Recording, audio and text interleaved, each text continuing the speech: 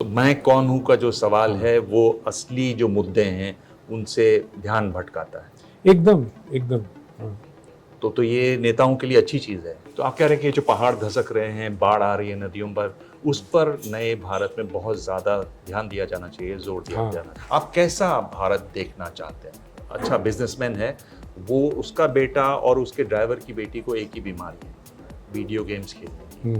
हम जानते हैं कि डब्ल्यूएचओ ने भी कहा कि अब ये तो डिज़ीज़ की सूची में आ गया है। आप अमेरिका में हो तो इंश्योरेंस क्लेम कर सकते हैं। Ideas of India. नमस्कार, मैं हूं दिबांग और मेरे साथ हैं मशहूर लेखक Amitabh Ghosh.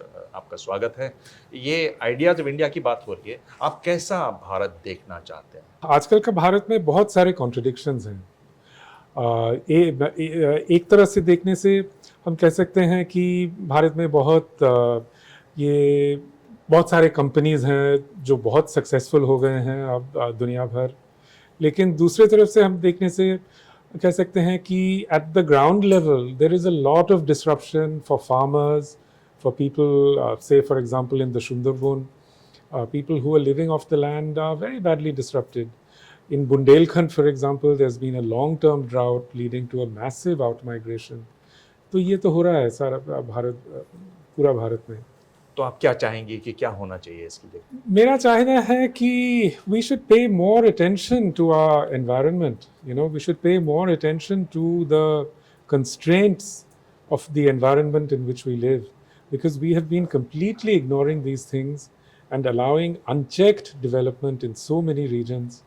For example, in Uttarakhand, in the mountains, which are very vulnerable. Also, you've seen repeatedly these terrible floods in Chennai, for example. But those floods are happening also largely because of unchecked development. People are building over floodplains, they are building over rivers. The same is true here in Mumbai. Ji. The Methi River has been so badly interfered with. And at some point, these rivers take their revenge. जी, तो आप कह रहे हैं कि जो पहाड़ धसक रहे हैं, बाढ़ आ रही है नदियों पर, उस पर नए भारत में बहुत ज़्यादा ध्यान दिया जाना चाहिए, ज़ोर दिया हाँ, जाना चाहिए। एकदम। पर जो ज़ोर दिया जा रहा है वो है आइडेंटिटी के सवाल पर, आखिर हम हैं कौन? ये ज़रूरी सवाल है, लेकिन ये बहुत गंभीर भी हो जाता है, डेंजरस भी हो जाता है, क्योंकि जितना आप इसको करीब से देखते हैं, उतना आप चीज़ों को बंद करते हैं। I think this emphasis on identity that we see, it's partly fueled, of course, by social media. Ji. Because social media just completely ramps up this identitarian kind of hysteria, you might say. And in the long run, it's going to be devastating in every way. I mean, most of all, because it's going to take our attention away from the most pressing issues, which are these, of how we live on the land, how we sustain ourselves. It's a huge distraction of attention. तो मैं कौन हूँ का जो सवाल है वो असली जो मुद्दे हैं उनसे ध्यान भटकाता है। एकदम, एकदम। हाँ। तो ये नेताओं के लिए अच्छी चीज़ है। देखिए, नेताओं, at one level you can say that for them the politics of identity is a gift, because it's very easy to stoke these things. हाँ, हाँ, But in 2016, when there was a terrible drought in Bundelkhand and across central India, ji, I happened to be in Delhi at that time, and I was very struck. In the Lok Sabha had no debates about the drought. Ji, ji, So these issues are much easier to stoke up than these issues of, in the long run, much more important issues. जी। एक जो अगर आप बात करें युवाओं की, माँ-बाप की, तो एक बड़ी चिंता जो आजकल भारत में है, और मैं पटना अभी हाल में था, वहाँ मेरा जो दोस्त है वो बड़ा अच्छा है, अच्छा बिजनेसमैन है। वो उसका बेटा और उसके ड्राइवर की बेटी को एक ही बीमारी है, वीडियो गेम्स खेलने की। हम जानते हैं कि डब्ल्यूएचओ ने भी कहा कि अब ये तो डिज़ीज़ की सूची में आ गया है। आप अमेरिका में हो तो इंश्योरेंस क्लेम कर सकते हैं। ये जो सोशल मीडिया भी इसी तरह से है, जितना वक्त हमारे युवा गुजारते हैं, रोज़ाना करीब 4 से 6 घंटे लोग उसी में लगे रहते हैं। हाँ, ये तो एकदम ही एक बीमारी है। और सिर्फ सोशल मीडिया नहीं, गेमिंग है, और फिर बहुत सारे एडिक्शंस हो जाते हैं इससे, और ये अटेंशन डेफिसिट डिसऑर्डर भी आ जाता है।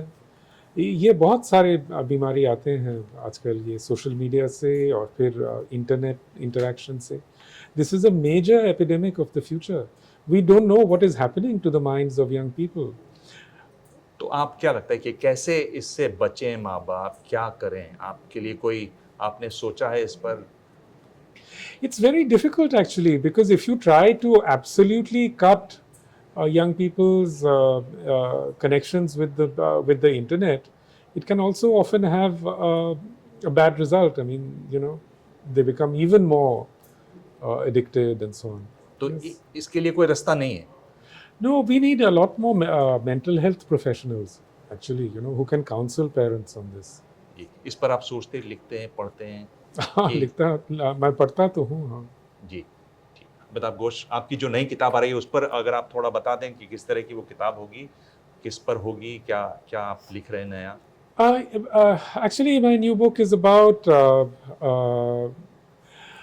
it's about the beginnings of globalization and India in the 19th century. You know, the global connections that arose between India and China and Britain and Mauritius and so on. So that's the general direction of the book. जी, और जो आप पढ़ते हैं क्या है जो हाल फिलहाल में आपने पढ़ा हो जिसको हमारे दर्शक तो देख रहे हों, वो आप जानना चाहें कि ये श्रीमान जी क्या पढ़ते हैं तो वो सुन लीजिए अब. मैं आपके लिए पढ़ रहा हूँ गीतांजलि श्री की किताब. It's a wonderful book. बहुत शानदार किताब है. पर आप हिंदी में पढ़ रहे हैं कि ट्रांसलेशन पढ़ रहे हैं? दोनों में ही. दोनों में पढ़ रहे हैं. अच्छा. गीतांजलि जी मुझे 2 एडिशंस दिए हैं. अच्छा. हिंदी में भी और अंग्रेजी में भी. जी, रेत समाधि. हाँ, रेत समाधि. जी, टूम्ब ऑफ सैंड. जी, टूम्ब ऑफ सैंड. और कोई किताब? हाँ, बहुत सारे. मैं तो एक और किताब आप जो बताना चाहें हमारे युवा दर्शकों को जो उन्हें पढ़ते हैं? हाँ, ये जो वो श्रीलंकन नॉवेलिस्ट जिनको पुरस्कार बुकर पुरस्कार वो भी मैं पढ़ रहा हूँ. ओके. अमिताभ घोष, बहुत बहुत धन्यवाद. बहुत धन्यवाद. Thank you. Thank you.